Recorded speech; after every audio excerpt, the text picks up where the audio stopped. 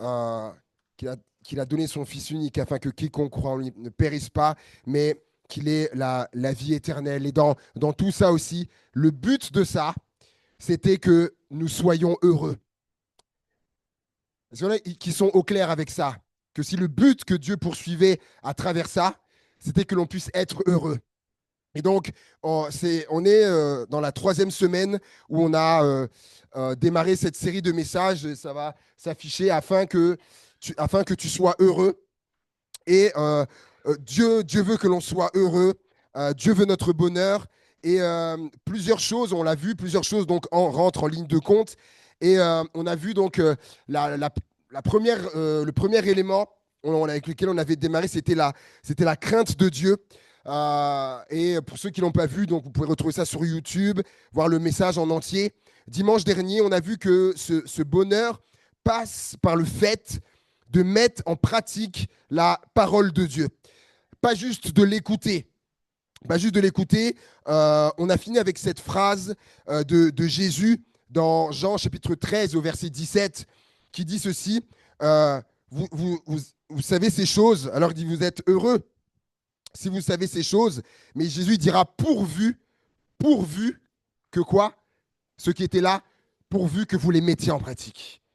Il dit, vous savez ces choses, il dit, vous êtes heureux, toutes ces choses, les choses qu'il leur a enseignées, etc., les choses qu'ils ont entendues, ils étaient là, ils ont passé des heures. Il dit, vous savez ces choses maintenant, Jésus leur dit, mais vous êtes heureux, pourvu que vous les mettiez en pratique. Ça va dépendre, il dit, ça va dépendre de ça, en fait.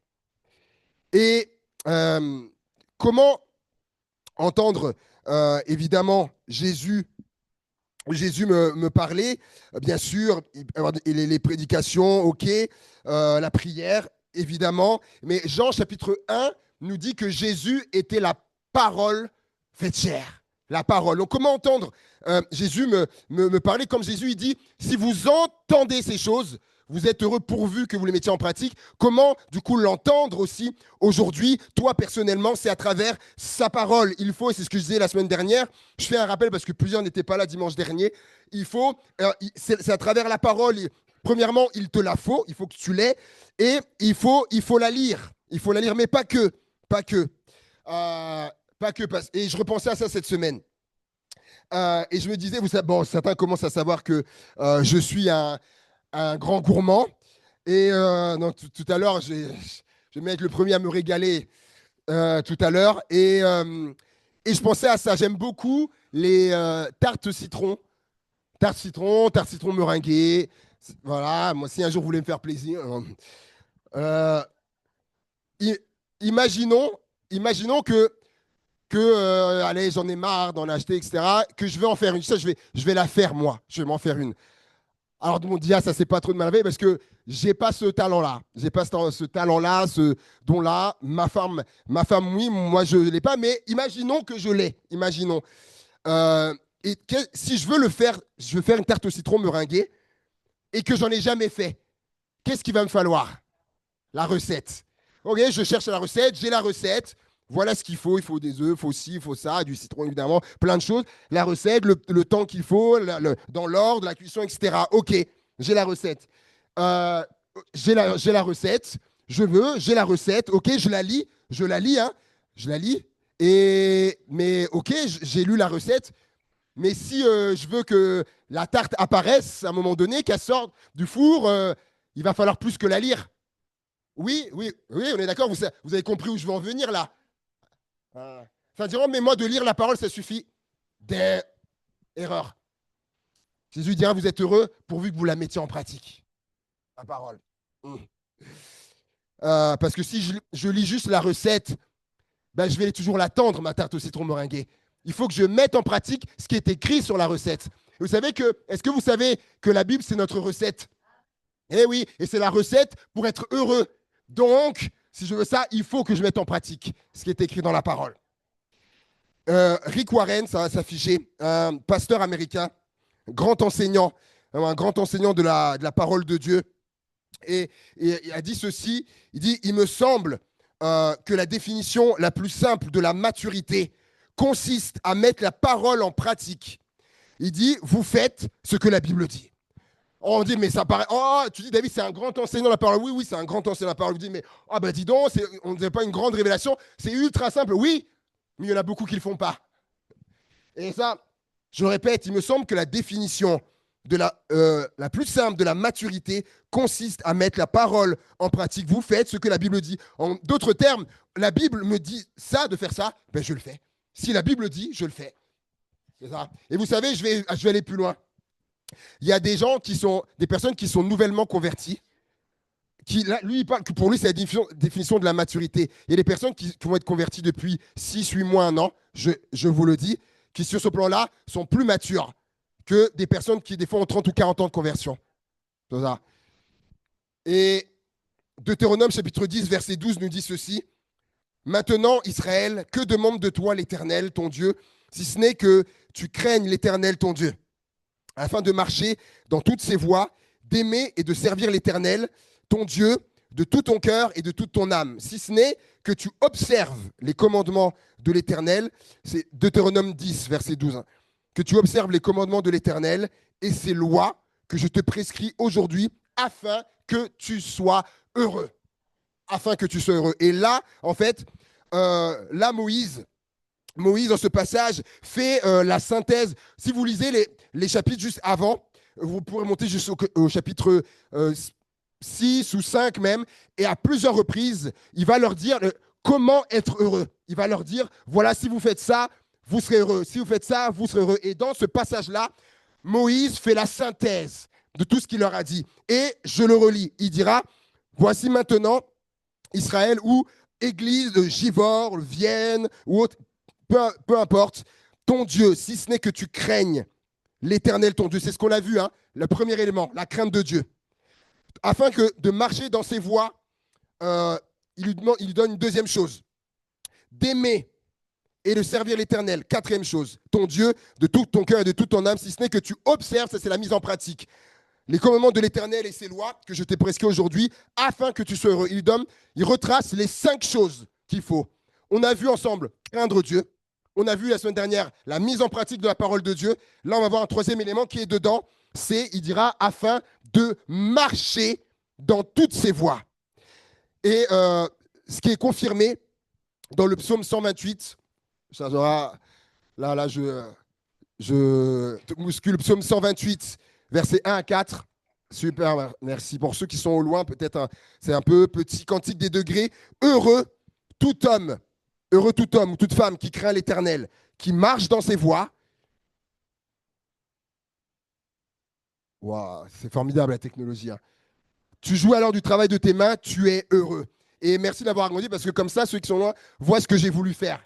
Il commence comme ça, heureux, il commence et il termine heureux. Et entre les deux, il dit voilà, heureux l'homme qui craint l'Éternel, ça on l'a déjà vu, il dit celui qui marche dans ses voies, alors il sera entouré de bonheur.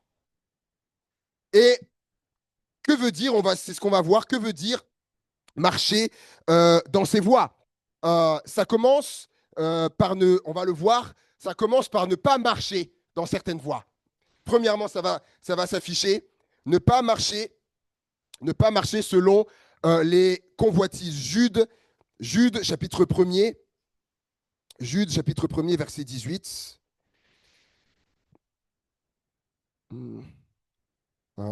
Je vais attendre que ça s'affiche, comme je ne l'ai pas mis en description là. Jude, chapitre 1er, verset 18, s'il te plaît.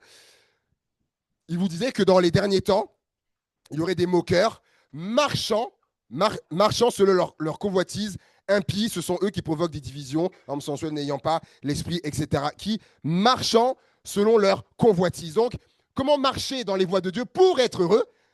Ça commence à ne pas marcher dans certaines voies. Première voie dans laquelle ne pas marcher, la voie des convoitises. Ne pas marcher selon les convoitises. Qu'est-ce que la convoitise? Parce que des fois, on entend des mots, mais des fois, pour définir, c'est compliqué. Et c'est dans la diapo d'après, s'il te plaît. Convoitise est définie comme ceci. Le désir extrême et sans scrupule de posséder une chose. Ou désirer avec avidité une chose disputée ou qui appartient à un autre. En fait, la convoitise, c'est pas, par exemple, je vois la montre de quelqu'un. Oh, dis donc, oh là là, il a une belle montre, etc. Ah, dis donc, il a une belle montre, c'est bien. C'est pas ça la convoitise. La convoitise, c'est je vois la montre, etc. Et c'est même pas, tiens, je vais lui demander où il a acheté, ou tiens, je veux la même, je vais acheter la même. C'est pas ça la convoitise. La convoitise, c'est tiens, il a une belle montre et tout. Et ben, je la veux, sa montre. Je la veux, ouais. Voilà. Ça montre à lui qu'il l'a, je la veux. Et je vais tout faire pour l'avoir. C'est ça la convoitise. Et pareil, on pourrait dire ça pour une robe, par exemple. Une femme qui dirait, tiens, la robe qu'elle a, etc. Je vais tout faire pour l'avoir. Ou même, ça, il y a plein de domaines où dans le monde du travail, le poste de quelqu'un qu'il a, si je convoite. Du coup, si je convoite, comme pour la robe ou pour la montre, du coup, ça va m'amener à faire des choses. Et par exemple, dans le monde du travail, certains, ils vont se mettre à calomnier. Pour dire un tel, donc à mentir, à calomnier, pour qu'on puisse destituer et que moi, peut-être, je puisse me mettre en avant. Ou à jouer des coudes, à faire des histoires, etc. Des choses par derrière, mettre des bâtons dans les roues, toutes sortes de choses. Vous voyez, la convoitise, ce que ça amène. Et, il dira, donc ne pas marcher selon les convoitises, ou également, ça marche aussi pour un homme ou une femme, où je convoite un homme, que je convoite une femme. C'est ce qui est arrivé à David. Déjà, dans un premier temps, c'est ce qui est arrivé à la femme de Potiphar qui a convoité Joseph, alors qu'elle avait déjà un mari. Vous voyez la convoitise que ça fait. Du coup, ça l'a amené à faire des avances à Joseph, la convoitise, alors qu'elle avait un mari. Et David a convoité Bathsheba, cette femme qui se baignait, qu'il a vue du haut de son toit de son palais, et donc, ce qui était la femme d'un autre, hein. Et David n'a pas juste dit, parce que le texte dit qu'elle était belle, figure Bathsheba. Et David n'a pas juste dit, tiens, elle est belle. Tiens, elle est belle, Bathsheba. Non. Il a demandé c'est qui, et il a vu qu'elle était belle. Il dit, c'est qui? On lui a dit, c'est Bathsheba, femme de Uri. Ils lui ont précisé. Ils auraient pu dire, c'est Bathsheba. Ils ont dit, c'est Bathsheba, femme de Uri, David. Et il a quand même dire qu'on l'amène ici. La convoitise.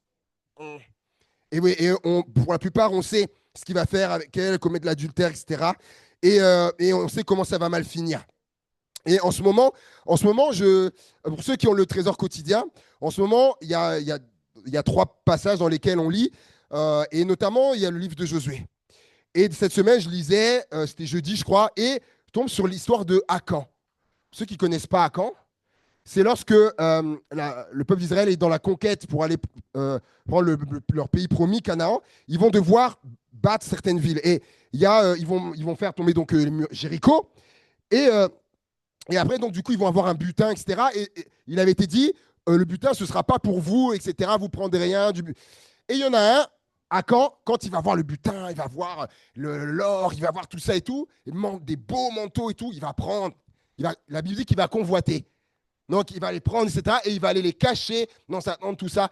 Et là, je vous la fais courte. Hein. Dieu va dévoiler ça. Et là encore, comme pour David, ça va mal finir. Finir lapidé, etc. Et en fait, juste pour vous dire en fait, que la convoitise, notez cela, la convoitise, ça finira toujours mal. Ça finira toujours mal.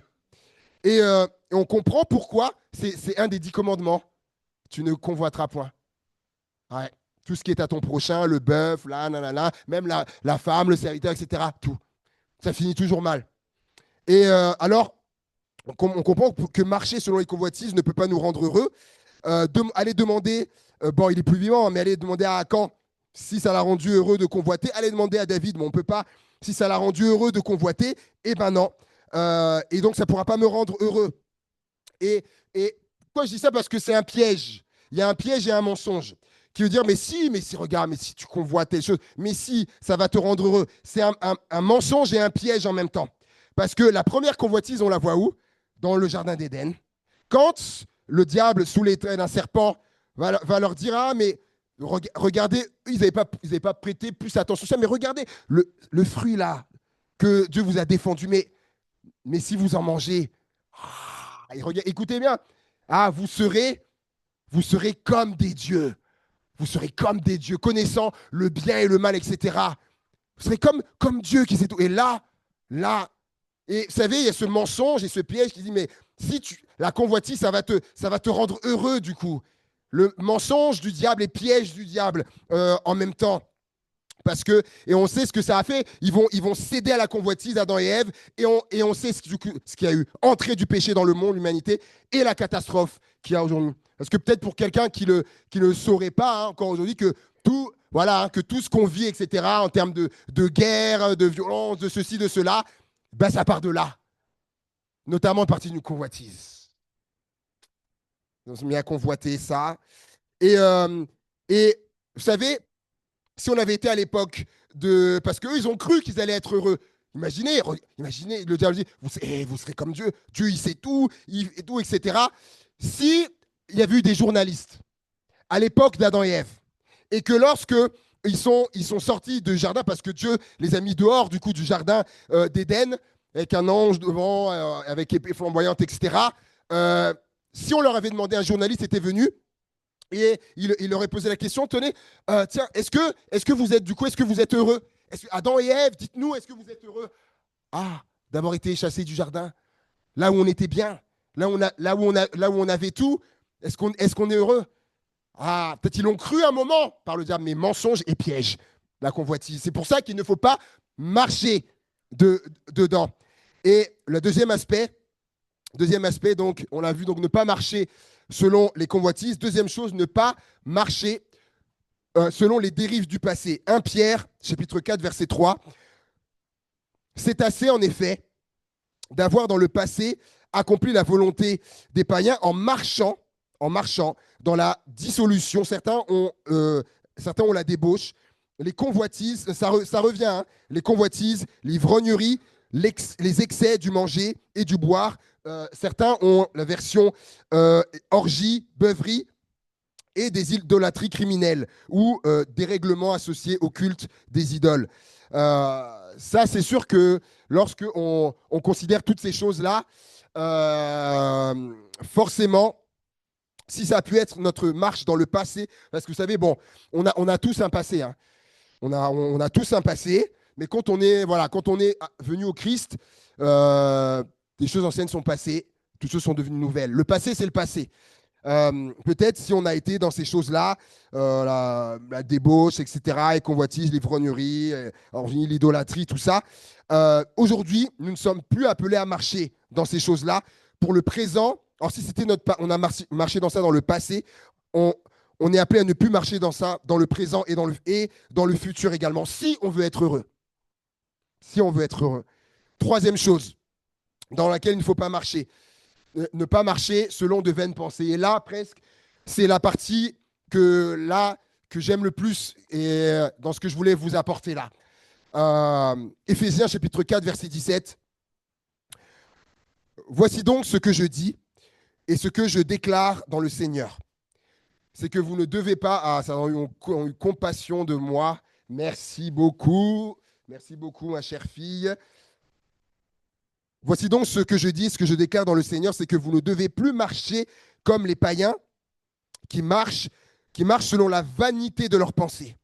Ils ont l'intelligence obscurcie, ils sont étrangers à la vie de Dieu à cause de l'ignorance qui est en eux, à cause de l'endurcissement de leur cœur, ayant perdu tout sentiment ou tout sens moral. Ils se sont livrés à la dissolution pour commettre toute espèce d'impureté jointe à la cupidité. Mais vous, ce n'est pas ainsi que vous avez appris Christ. Là, je vais vous parler d'une seule chose. Il va dire ceux qui ne connaissent pas encore Dieu. Il va dire il marche selon la vanité des pensées. Et il dira pour les croyants, vous ne devez pas marcher comme ça. Et il va parler donc à la fin, c'est dérèglement. Fais voir. Ouais, non, juste avant, merci, juste avant. Voilà. Pour commettre toute espèce d'impureté jointe à la cupidité. À la cupidité. Vous savez que la cupidité, c'est une pensée qui est vaine. On a dit, il ne faut pas marcher selon la vanité des pensées. La cupidité, c'est une pensée qui est vaine. Mais je vais vous expliquer pourquoi. Cupidité, j'ai la définition, désir immodéré, j'ai souligné exprès, Donc, c'est un désir qui est sans fin, sans fin, sans fin, sans fin, sans fin, immodéré d'argent et de richesse. Les pensées cupides, je les ai, comment dire ça, mises un peu avec les mots qui étaient les miens. Par exemple, voilà, c'est en ayant toujours plus d'argent, plus de richesse que je serai heureux. Mais on va y venir. C'est en ayant toujours plus d'argent, plus de richesse que je serai heureux. Quand j'aurai telle somme d'argent, je serai heureux.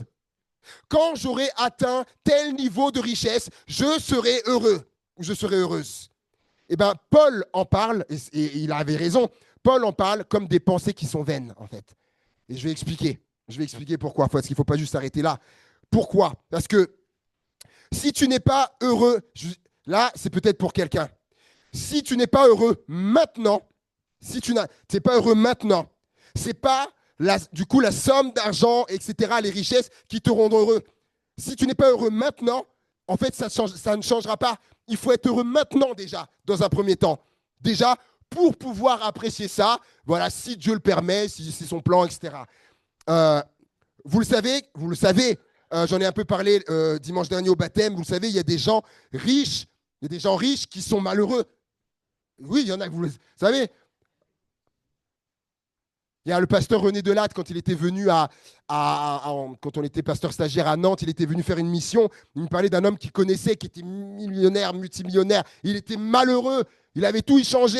Il avait de voitures de sport. Il échangeait tous les, je ne sais plus combien de mois, juste la couleur, parce que, mais il expliquait, il était malheureux. Il était malheureux. Et je parlais de cet homme. Lors des baptêmes dimanche dernier de Robin Williams, cet acteur-là, qui a, malheureusement avait mis fin à ses jours, je crois en 2014. Et j'ai été revoir un peu, revoir, et ça disait que comme j'avais parlé des 300 et quelques millions de dollars qu'il avait laissé, c'est plus précisément, c'est tout ce qu'il a accumulé en fait pendant sa carrière avec les cachets qu'il a eu, c'est les sommes qu'il a, parce qu'il gagnait 8 millions de dollars par film, et il a fait 48 films, donc multipliés.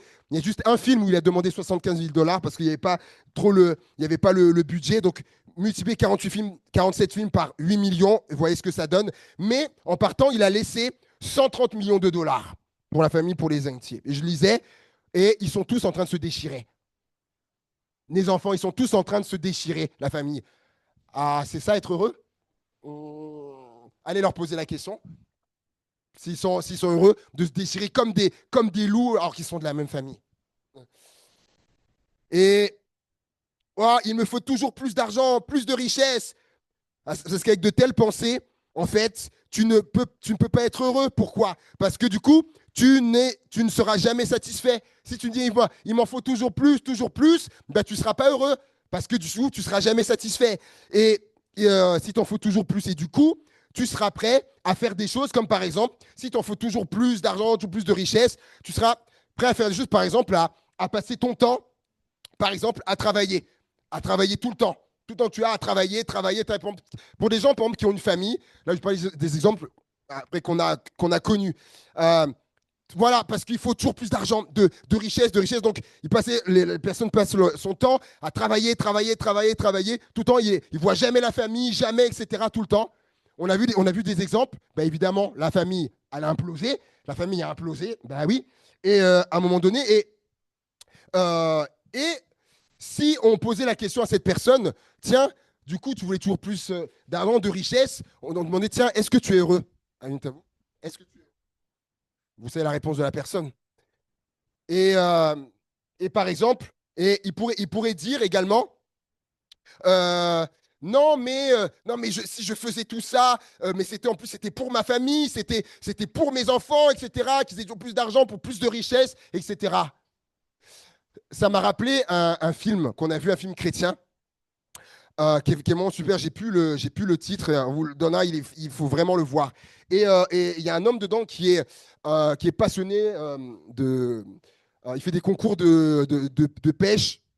Je crois qu'il pêche des espadons. Et à un moment donné, en fait, il a un fils qui ne voit plus. Et il explique en fait que voilà, son fils, on lui pose la question, mais il ne voulait plus avoir de relation parce que, en fait, il était tellement omnubilé pour gagner ces concours-là que jamais il était avec son fils en fait. Et, euh, et en fait, il disait non, mais en plus, je faisais ça pour que mon fils il soit fier de moi, etc. Et la personne lui disait, mais ton fils, en fait, ton fils, ce qu'il voulait, c'est pas que être fier de mon papa. Ton fils voulait, c'est avoir son papa, être avec lui. C'est très fort. Et ce film, c'est très, très fort. Et les gens qui diraient, mais non, mais tout ça, voilà, toutes ces richesses, cet argent, en plus, c'était, en plus, voilà, pour mes enfants. Ma femme me rappelait dernièrement, dans un échange, elle disait, mais à la fin de notre vie, quand on regarde sur les pierres tombales ce qu'il y a, moi, en tout cas, à ce jour, j'ai jamais vu ça, où il y a marqué, euh, il a, il a travaillé comme un forcené pour nous laisser toujours plus d'argent ou tout un tas de richesses. J'ai jamais lu ça sur les pierres tombales. Hmm, jamais. Il n'y a que non à ma mamie, etc., ou à un autre papa, etc. Pourquoi? En fait, c'est la relation, c'est le souvenir, c'est ça, en fait. C'est ça. Donc, si j'ai cette pensée de cupidité, non, il faut que ce désir immodéré, toujours plus d'argent sans fin, de richesse, mes amis, c'est une vaine pensée. C'est une pensée qui est vaine. Qui est vaine. Et, euh, et pourquoi c'est vain aussi? Parce qu'une autre traduction dit, pour ça, ils ont perdu tout sens moral. C'est très intéressant. Hein. Parce que si je suis dans cette cupidité-là, et dans cette pensée il faut toujours plus d'argent, toujours plus de richesse, je peux perdre mon sens moral. C'est-à-dire que du coup, pour atteindre ça, je serai prêt à faire des choses qui ne sont pas très nettes. Si je veux ça à tout prix, je serai prêt à faire des choses qui ne sont pas très nettes. Et on en a vu qui ont fait des choses, voilà, qui ont été dans la drogue, dans des choses comme ça, blanchiment d'argent, dans certains, au plus loin, mafia, etc. Certains même à aller exécuter des gens pour une grosse somme d'argent. Mais moi, je pose la question, mais comment tu peux être heureux lorsque tu as un meurtre sur la conscience? Comment est-ce que tu peux être heureux? Je vous pose la question. Hein. Comment tu peux être heureux? Ou le fait de croupir en prison comme certains, malheureusement, parce qu'ils avaient cette cupidité, cette pensée, ils ont fini en prison. Comment tu peux être heureux à croupir en prison? Euh, les personnes qui marchent selon de telles pensées, Paul, il le dit, c'est parce qu'elles ne connaissent pas Dieu. Mais ceux qui connaissent Dieu savent que l'argent appartient à Dieu, qu'il en dispose comme il veut. Ils savent, comme David, que Dieu est leur berger et donc ils ne manqueront de rien. Ils savent que Dieu pourvoira à tous leurs besoins. Ils savent que c'est le contentement, Paul qui l'enseigne, c'est le contentement qui rend heureux. Content de ce que j'ai. Et je repense à ça quand je méditais hier. Et vous avez des fois entendu ça, mais c'est fou, les gens qui étaient allés en Afrique ou ailleurs dans des pays pauvres, ils disaient, mais c'est fou. On voyait des gens, ils n'avaient rien. Des fois, ils ne mangeaient même pas un repas, etc. Des petits gens, ils disaient, mais on voyait ils avaient la joie, ils étaient heureux, etc. Et ça disait, mais comment c'est possible? Il y a des gens, ils ont tout, entre guillemets, ils ont tout, et ils sont malheureux. Le contentement, une clé pour être heureux. Le contentement. Et content de ce que j'ai. Et si Dieu me donne plus, eh bien, gloire à son nom. Et ceux qui connaissent Dieu ont compris que Christ, de riche qu'il était, s'est fait pauvre afin que nous soyons enrichis. On compris que leur richesse, la vraie richesse, c'est d'avoir Jésus. Et c'est pour ça qu'ils marchent autrement. Maintenant, j'en arrive aux choses dans lesquelles il faut marcher. On va aller vite. Quatrième chose, marcher en nouveauté de vie. C'est Romains 6,4 qui nous le dit. Et je vais aller vite. Et s'il fallait prendre un exemple dans l'Ancien Testament et dans le Nouveau, d'une marche en nouveauté de vie, dans l'Ancien Testament, ce serait Jacob. Et dans le Nouveau Testament, Saul de Tarse, qui est devenu Paul. On va lire Genèse 32, 31, s'il te plaît. Genèse 32, 31. Et c'est quand Jacob va avoir ce face-à-face avec Dieu, il ne va plus jamais marcher de la même manière. Non, Genèse 32, 31, s'il te plaît. Il ne va plus marcher de la même manière. Le soleil se levait lorsqu'il passa Péniel, Jacob boitait de la hanche. Mais avant qu'il ait ce face-à-face avec Dieu, Jacob, il ne boitait pas. Et donc, c'est intéressant. Hein. Donc, après qu'il ait eu ce face-à-face avec Dieu, sa marche a changé à Jacob. On le sait comment il était avant. Hein. Usurpateur, trompeur, menteur, etc. Et ça marche face à face avec Dieu, et sa marche, elle n'est plus la même. C'est très puissant l'enseignement. C'est lorsqu'il y a un vrai face à face avec Dieu, notre marche, elle change. Et je vais vous donner des exemples par rapport à ça, qui illustrent ça. Par exemple, une nouvelle marche, ça va être quelqu'un comme Saul de Tarse, qui il marchait dans la persécution, n'est-ce pas, des chrétiens. Et lorsqu'il va avoir ce face-à-face avec Dieu, il va se mettre à prêcher. Donc lui qui marchait dans la persécution, il va se mettre à marcher dans la prédication. Ça, c'est une marche en nouveauté de vie, par exemple. Quelqu'un qui marchait, par exemple, dans la méchanceté, et qui va se mettre à marcher dans la gentillesse.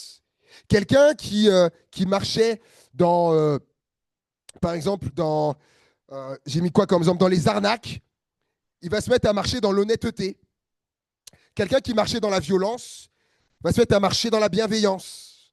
Quelqu'un qui marchait dans les trafics douteux va se mettre désormais à marcher dans l'intégrité, etc. Ça, c'est la marche en nouveauté de vie. Voilà. Et cinquièmement, marcher par la foi.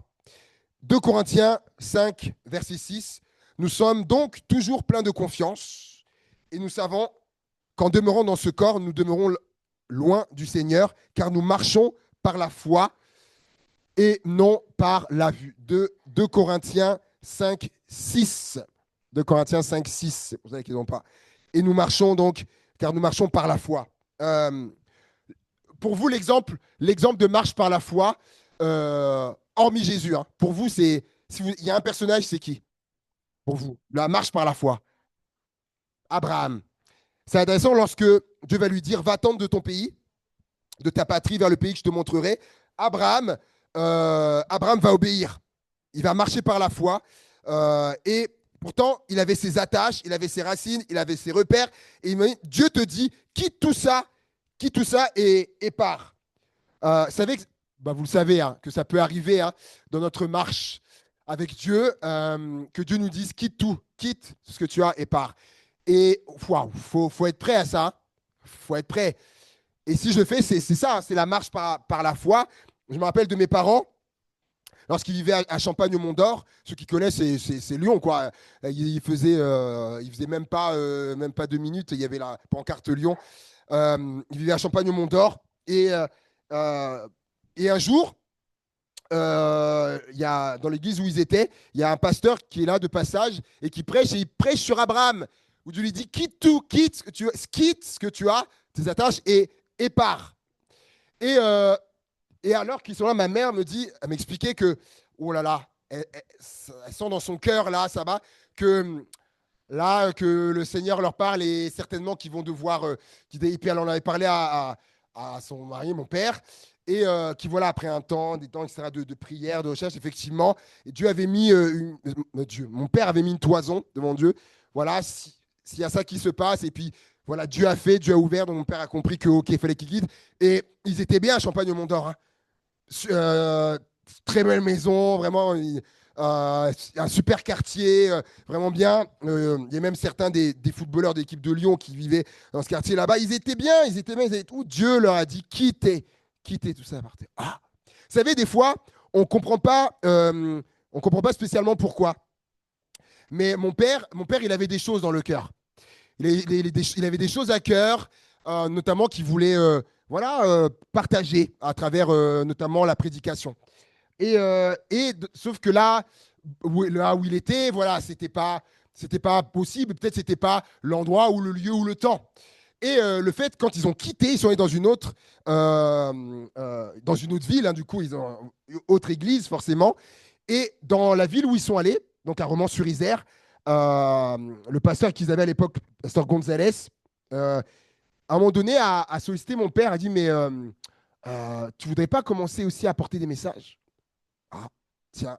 Et des choses qui résonnaient dans son cœur, qui brûlaient depuis des années. Et le fait que Dieu ait quitté là où il est allé, eh ben, ça a pu se faire. Des fois, on ne comprend pas pourquoi Dieu dit, mais Dieu, il a toujours une raison de nous dire, mais il faut avoir voilà, de marcher par la foi. Et ce qui est intéressant, c'est qu'il va dire à Abraham, quitte tout ce que tu as là, ta patrie, etc. Et il dit, vers le pays que je te montrerai. Il lui dit même pas, vous avez remarqué ça? Il lui dit même pas où aller, vers le pays que je te montrerai. Donc il fallait qu'il se mette en marche par la foi. Et au fur et à mesure, et Dieu, c'est quand même. Je ne sais pas si vous connaissez le pasteur Bazin, il est auprès du Seigneur maintenant. Euh, c'est incroyable, c'est incroyable. Le témoignage, à un moment donné, ils sont pasteurs, je ne sais plus dans quelle ville à cette époque-là. Et ils sentent qu'ils doivent aller donc à Grenoble. Voilà, ils font tout ce qu'il faut, tout ça, les cartons. Voilà, le jour du déménagement arrive. Et en fait, il n'y avait pas de logement encore. Le jour du déménagement arrive, les déménageurs sont là pour les camions, ils demandent au pasteur Bazin, du coup, mais, donnez-nous l'adresse. Voilà, à Grenoble, c'est où qu'on va pour aller emmener les camions? Et il leur dit, allez à Grenoble. Il dit, allez à Grenoble, et une fois là-bas, je vous dirai où c'est. À ce moment-là, quand il leur dit ça, ils n'ont pas de logement. Hein. Ils n'ont pas de logement. Ok, d'accord, les déménageurs, ils y vont, tout ça. Eux aussi, ils font la route. Ils arrivent à Grenoble. Ils arrivent à Grenoble. Son téléphone sonne. C'était l'agence, je ne sais pas s'il y en avait plusieurs, mais en tout cas, une agence avec qui ils étaient en lien, qui leur dit, du coup, c'est bon. C'est bon, du coup, pour vous avez le logement qui est telle adresse. Et du coup, derrière, il appelle les déménageurs. Il leur dit, voilà, l'adresse, c'est ça, vous pouvez vous rendre là-bas. Vraiment. Quand il m'a raconté ça, je me dis, mais cette famille, qu'elle marche par la foi. Qu'elle marche par la foi. Et euh, le point 6, marcher dans la lumière. On arrive à la fin tranquillement. 1 Jean, chapitre 1, verset 17, donc marcher dans la lumière. Vous allez voir les versets qui suivent, ils s'expliquent d'eux-mêmes. Mais si nous marchons dans la lumière, comme il est lui-même dans la lumière, nous sommes mutuellement en communion et le sang de Jésus, son Fils, nous purifie de tout péché. 7e point, marcher d'une manière digne. Éphésiens chapitre 4, verset 1er. Je vous exhorte donc, moi, le prisonnier dans le Seigneur, à marcher d'une manière digne de la vocation qui vous a été adressée en toute humilité. Donc la marche d'une manière digne, c'est une marche dans l'humilité, en douceur, avec patience, vous supportant les uns les autres, avec amour, vous efforçant de conserver l'unité. Ça demande des efforts de conserver l'unité. Mais il dit, et vous efforçant de conserver l'unité de l'esprit par le lien de la paix. On doit être des artisans de paix. C'est ça la marche d'une manière digne. Et Colossiens 1:10, et pour marcher d'une manière digne du Seigneur et lui être entièrement agréable, portant des fruits en toutes sortes de bonnes œuvres et croissant donc ou grandissant par la connaissance de Dieu. Amen. Et je vous le dis, si nous marchons comme il s'est dit, dans l'humilité, dans la douceur, dans la patience, en se supportant les uns les autres, dans l'unité, dans la paix, etc., on portera du fruit à la gloire de Dieu. 8e point, c'est l'avant-dernier. On arrive à la fin. 8e point. Marcher dans l'amour. Éphésiens 5, verset 2.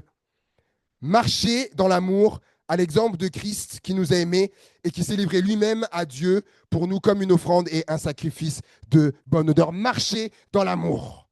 Marcher dans l'amour, Jésus, c'est l'exemple suprême de celui qui a marché dans l'amour, n'est-ce pas? Et la Bible dit, et c'est très intéressant, il dit que là où il mit le comble à son amour, est-ce que vous savez c'est à quel passage? Jean chapitre 13, quand il lave les pieds.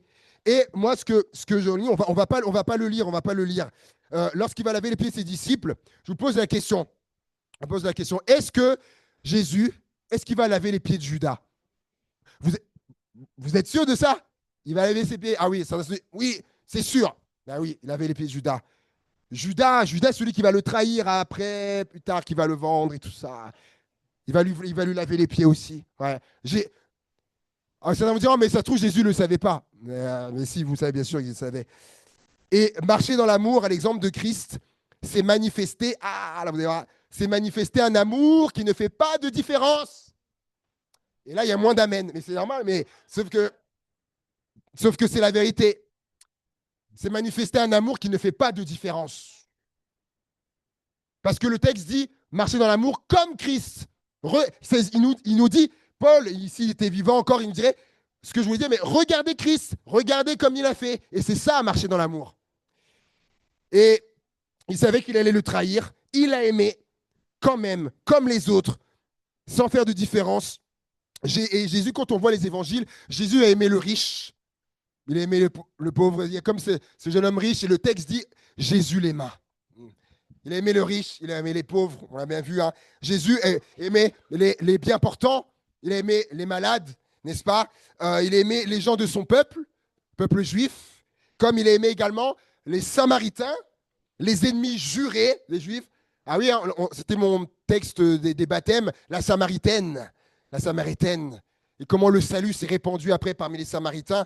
Et Jésus a aimé donc son peuple, les Samaritains. Il a également aimé les Romains, les envahisseurs, quand ils viennent l'arrêter. Il y a un des Romains qui est l'un un des Romains, oui,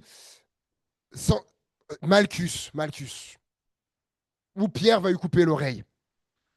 Jésus aurait pu dire, bah, ils viennent m'arrêter, avec comment je vais souffrir après, etc. Il aurait pu, non, Jésus, on l'oreille, du coup, il va recoller. Il va guérir l'oreille. Si ça, c'est pas l'amour. Et vous pouvez me rappeler ce qu'il était venu faire, le Romain, là? Il était venu l'arrêter. Amour qui ne fait pas de différence. Et comment ça nous parle à nous aussi, cet amour qui ne fait pas de différence. Ça résonne tellement à l'heure aujourd'hui de toutes ces guerres, etc. Peu importe, c'est un amour inclusif qui prenait en compte tout le monde, sans aucune distinction.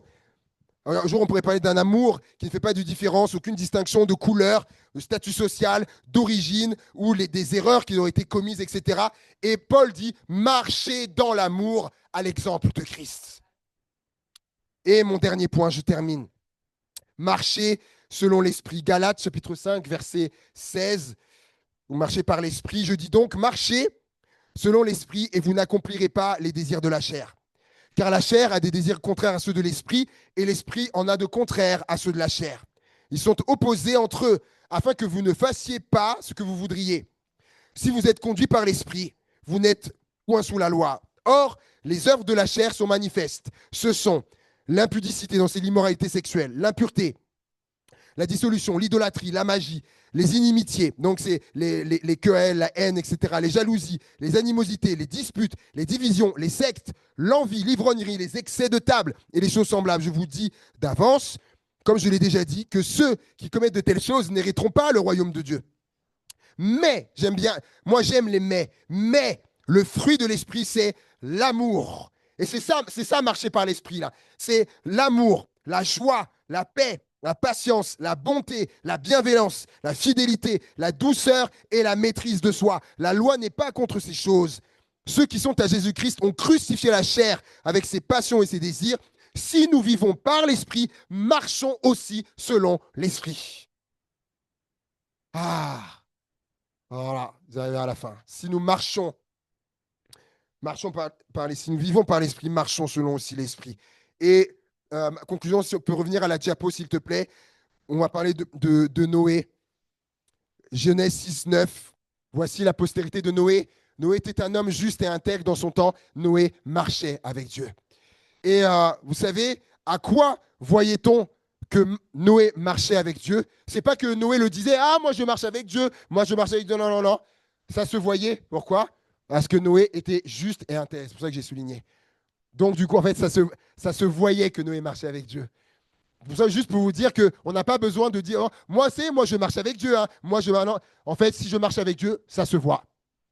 Et les autres le voient. Et dernière diapo, s'il te plaît. J'ai noté les paroles d'un pasteur que j'ai vraiment trouvé bien dans un livre que je lis en ce moment, où il dira, on reconnaît un chrétien à sa manière de marcher. et de vivre différente de celle des autres. Rien ne remplacera jamais cela. Amen. Voilà comment est reconnaissable à notre manière de marcher. Et juste pour vous les reciter, donc de ne pas marcher selon les convoitises, de ne pas marcher selon les dérives du passé, de ne pas marcher selon les vaines pensées, selon la cupidité, de marcher par la foi, de marcher dans la lumière, de marcher d'une manière digne, de marcher dans l'amour et de marcher par l'esprit. Amen. Amen. On prie le Seigneur. Alléluia. Merci Seigneur.